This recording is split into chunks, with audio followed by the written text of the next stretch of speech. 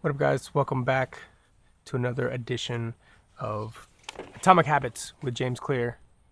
My name is James Rico. I'm a writer, director, DP, and business owner, and I've been specializing in music videos for the last 12 years.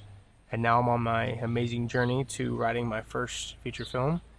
And because of that, I've picked up habits, trying to form new habits, wanting to develop new habits, and through that, I've been reading James Clear's Atomic Habits book, and it was recommended to me by a friend. And since then, have been able to implement and practice the things that James Clear teaches.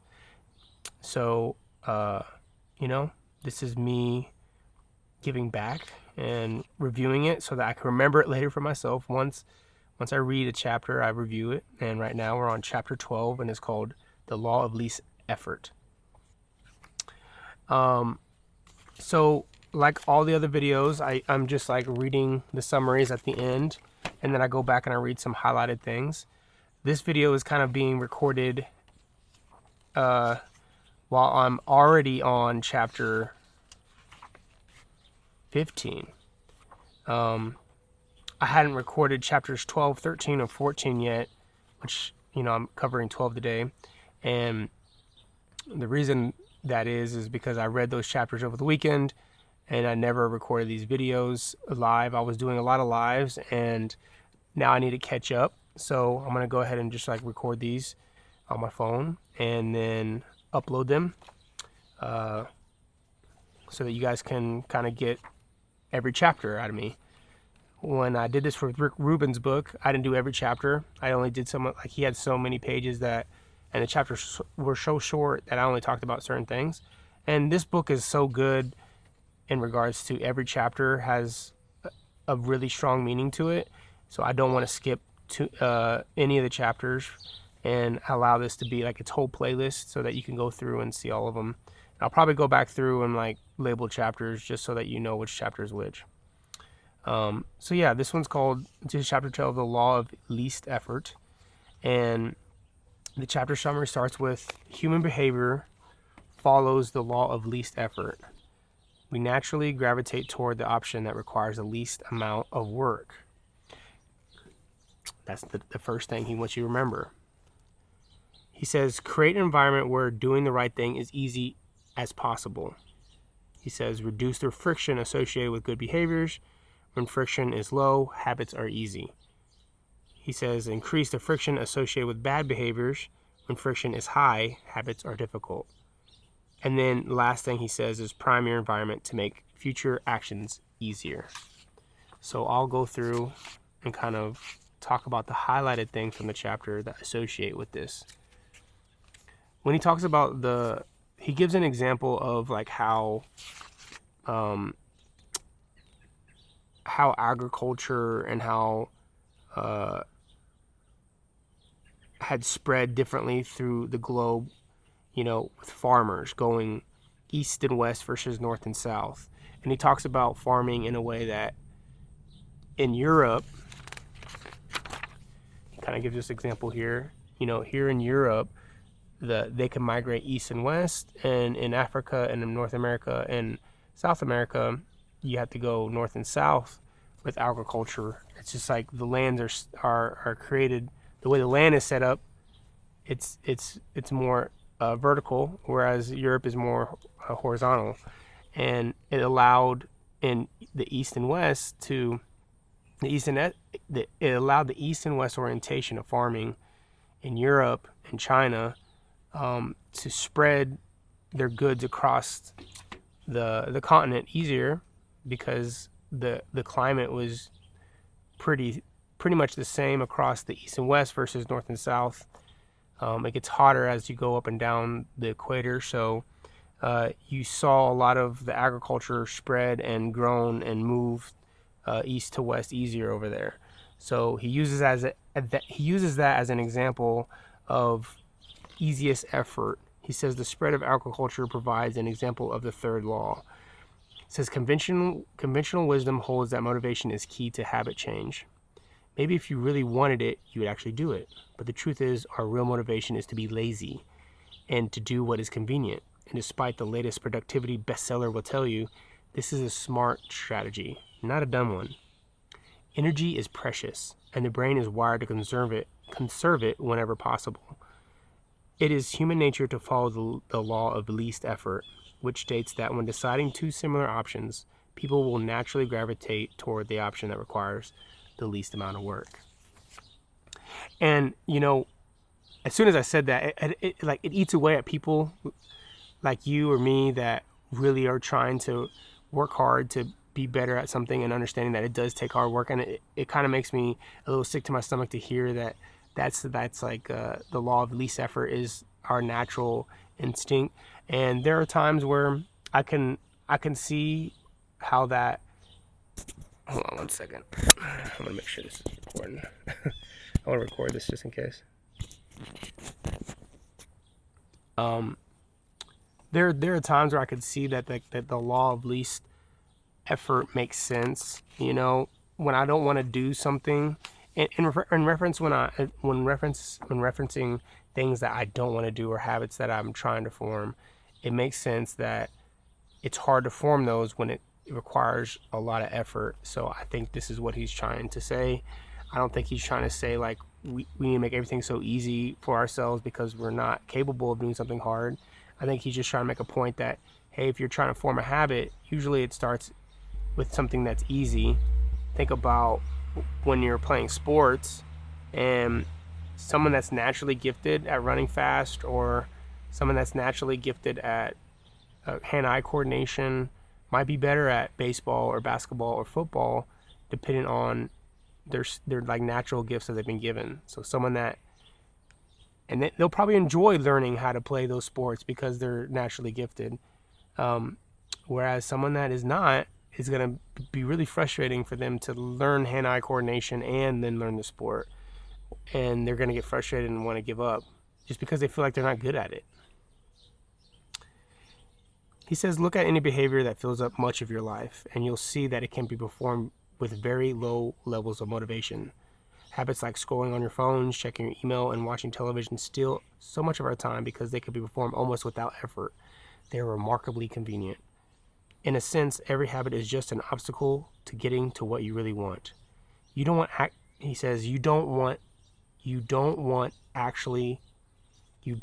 actually want the habit itself. What you really want is the outcome the habit delivers. The greater the obstacle, that is, the more difficult the habit.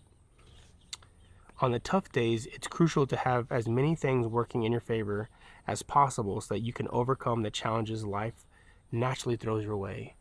The idea of make it easy is not to only do easy things. The idea is to make it as easy as possible in the moment to do the things that pay off in the long run. So again, it sounds kind of like I don't want people. I was not trying to think when I heard his law is make it easy, was like, hey, make it the easiest as possible. Or like, when you hear things on the internet like you can earn this much money in less than a week, or you could like these like get rich schemes, or like get rich quick schemes, or like lose weight fast, like things like that. Those, when you see those advertisements, I think they're prompting you and they're tagging you because again, naturally, you're probably saying, okay, well, how can I get rich fast? And how can I lose weight fast? Because I don't want to take forever to lose the weight. I want to get skinny now, and I want to make my money now, and I want to get, the new job. I want to get the new car. I want to get whatever I want now. It's because no one wants to wait, So, again, I think James is just bringing up the fact that, hey, this is our natural instinct to want things quickly. So if you want to develop a new habit that is difficult for you, you have to figure out how to make it easy. So it's more about figuring out how to make it easy. So he says, trying to pump your motivation to stick with a hard habit is like trying to force water through a bent hose. You can do it, but it requires a lot of effort and increases the tension in your life. Rather than trying to overcome the friction in your life, you can reduce it. One of the most effective ways to reduce friction associated with your habits is to practice environmental design, which is something he brings up in chapter 6. We discuss environmental design as a method for making cues more obvious, but you can also optimize your environments to make actions easier. For example, when deciding where to practice a new habit, it's best to choose a place that is already along the path of your daily routine. Habits are easier to build when they fit into the flow of your life.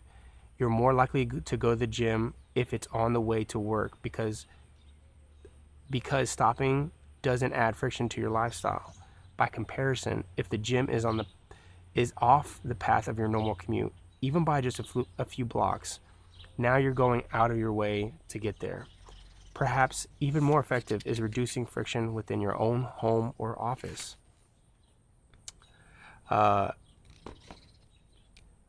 When I hear things like that, I just automatically start to identify, like, okay, how can I make my life easier with writing?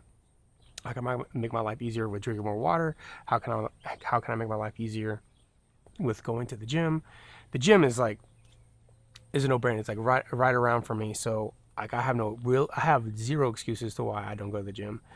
I think my gym habits would be cueing myself to remember to do it because it's so close.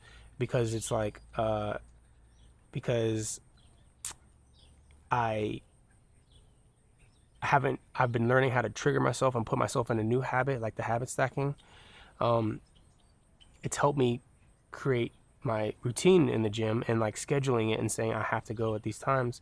But yesterday was a time where I didn't go to the gym because my family was in town, and so I had to choose either make dinner for my family I haven't seen or go to the gym and keep my routine.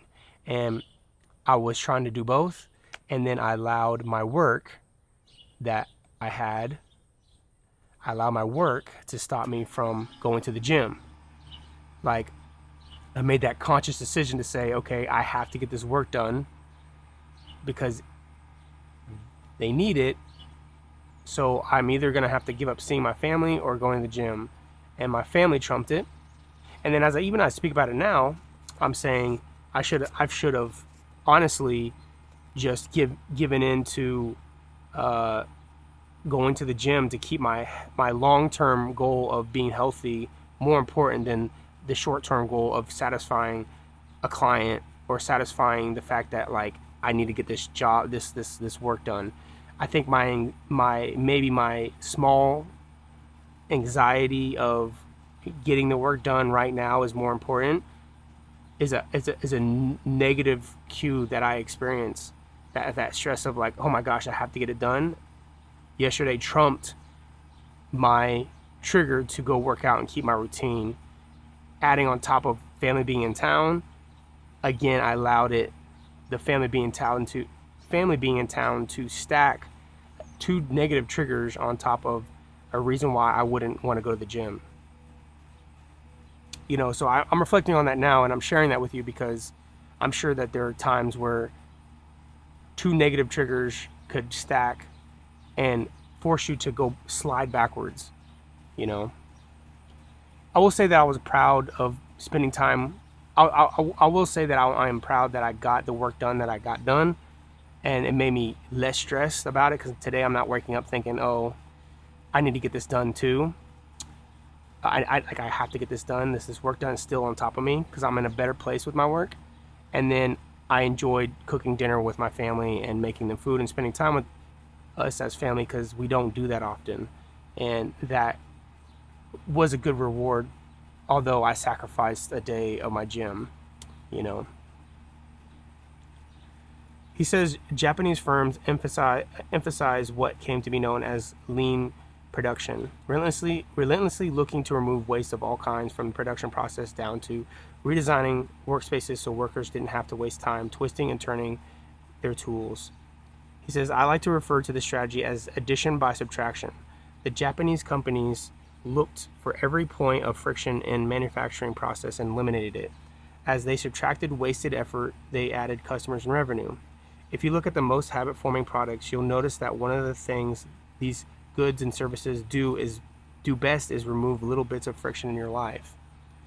He says, like a Japanese television manufacturer, redesigning the workspace to reduce wasted motion successfully he says, like Japanese television manufacturer redesigning their workspace to reduce wasted motion, successful companies design their products to automate, eliminate, and simplify as many steps as possible. They reduce the number of fields on each form. They pare down the number of clicks required to create an account. They deliver the products with easier to understand directions or ask their customers to make fewer choices.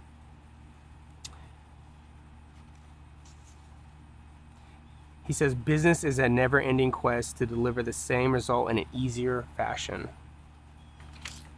I'm like trying to think of like how, video production is, like how I can use this idea of, our business is supposed to make it easier for the client to get a video, not harder.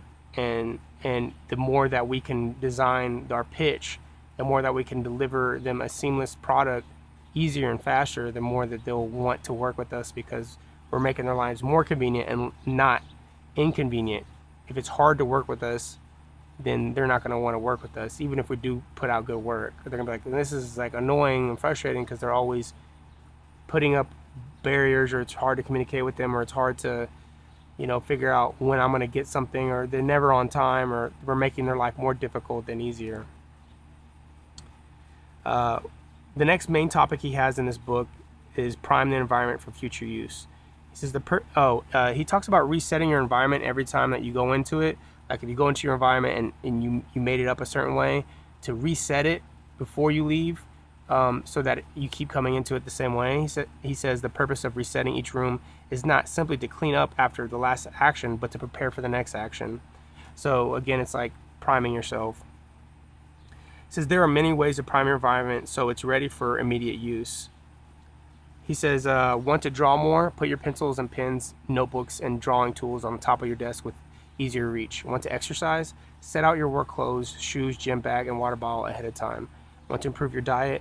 Chop up a ton of fruits and vegetables on weekends and put them in containers so that you can have easy access, ready to eat options during the week. And then he says you can also invert the principle and prime the environment to make bad behaviors difficult. He talks about, with our phones being such a distraction, whenever possible, leave your phone in a different room until lunch. When it's right next to you, you check it all morning for no reason. But when it's in another room, you probably never think about it. I used that one right away. I started using that like immediately after I read that. I was like, okay, yeah, I'm gonna leave this upstairs. And then sure enough, what happens? It doesn't matter, like whoever's gonna call me or text me, I could respond to them later. It's not dire. Nothing's dire or immediate, unless you're a doctor or a surgeon, like my wife. And then it's definitely dire and immediate. He says he talks about creating friction as well, like more friction. He says it's remarkable how little friction is required to prevent unwanted behavior. When I hide beer in the back of my fridge where I can't see it, I drink less. When I delete social media apps from my phone, it can be weeks before I download it again and log in. These tricks are unlikely to curb a true addiction, but for many of us, a little bit of friction can be the difference between sticking with a good habit or sliding into a bad one. Imagine a cumulative impact of dozens of these changes in a living environment designed to make the good behaviors easier and the bad behaviors harder. So I think the priming the environment was one of the main ones. I think he talks about that even earlier in the book. He talks about it in when Make It Obvious, design your environment, make the good habits more obvious and visible. So then he repeats the same thing. He talks about the environment again, in chapter 12, talking about priming the environment. So he kind of restates it about being and making it obvious. And that's something that I took when I first read and Make It Obvious. I took that to heart so much. Like I started to put water by the side of my bed because I need to drink more water. I need to be more healthier with my water intake because it was very low. So as soon as I wake up, I would drink my water, and then as I go into the kitchen, I fill up I fill it up again, and I drink a whole nother glass. So in the morning right away, I started drinking 2 glasses of water. I'd brush my teeth, go to the bathroom, come back, drink another glass of water while I'm making my coffee. So all I was doing was like, from the immediate get-go, when I wake up, I'm starting to intake water and allowing my body to say, hey, you're okay, you're gonna survive. So that already started to help me with my health. The other things that I started doing, priming my environment and removing things, was like the social media things. I started to just to like mute posts, mute people that would always trigger me to be more negative or lean into my negative habits of overthinking or thinking about stuff or go into rabbit holes. So on my Instagram, I just started to I didn't unfollow people, I just muted their posts. You could do that now. I muted their posts and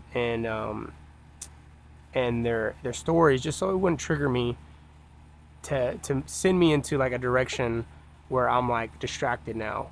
And I don't want to delete social media because I'm using it to help promote not only myself, but promote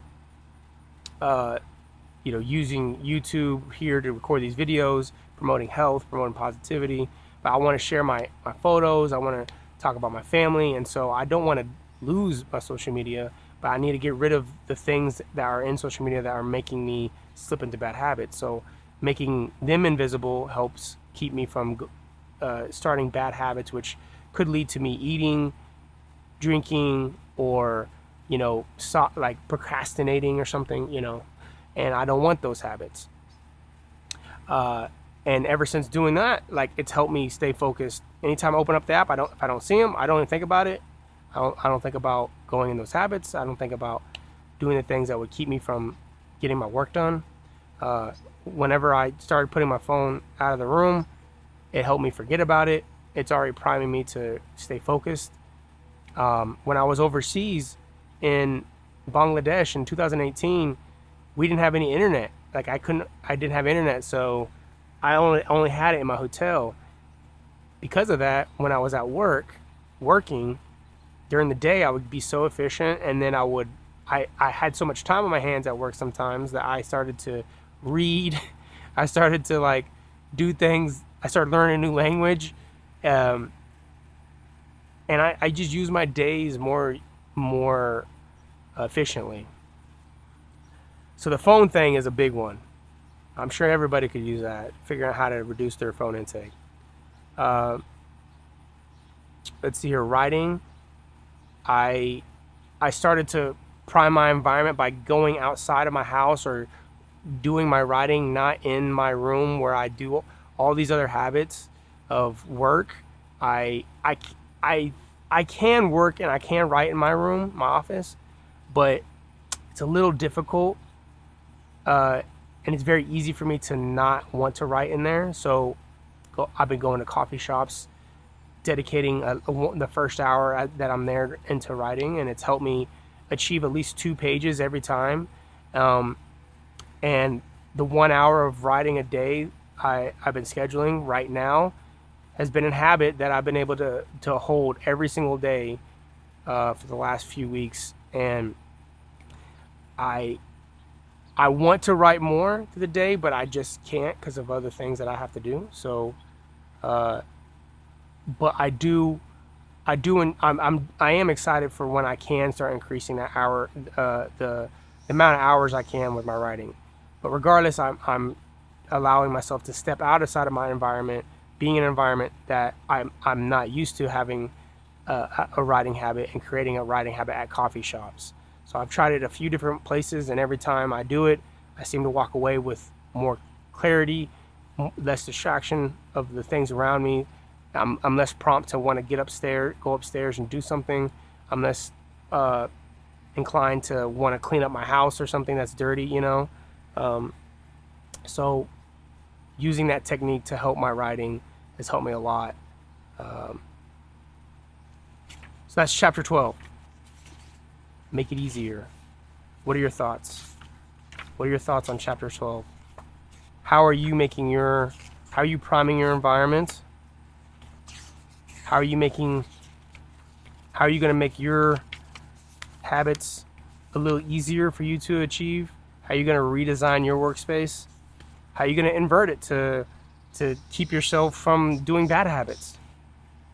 Let me know in the comments below. I appreciate it so much. Until next time, keep developing your habits and keep working towards them. Believe in yourself, because it's just one day at a time. 1%. We're 1% better today. We're 1% better today. All right.